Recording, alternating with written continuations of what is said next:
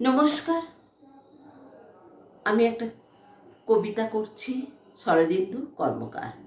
এক আকাশের নিচে। এই তো সেদিন রূপালী জ্যোৎস্না মেখেছি দুজনায় একসাথে।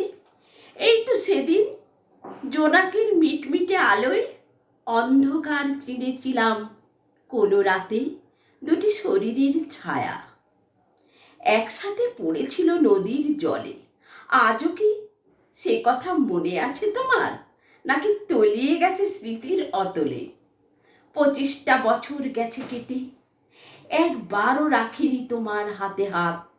তবুও একসাথে সোনালি সূর্যের গন্ধ মাখি গায়ে। একই জ্যোৎস্নায় আলোর কাটাই বহু রাত।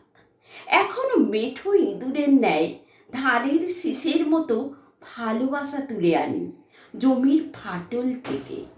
এখনো হৃদয়ের অকৃত্রিম ভালোবাসাকে ডুমুরের ফুলের মতো রাখি ঢেকে। ভেবে দেখো, আজও আছি এক আকাশের নিচে। কেটে গেল বহু কাল, তবে কেন কাটে না অভিমান মেছে?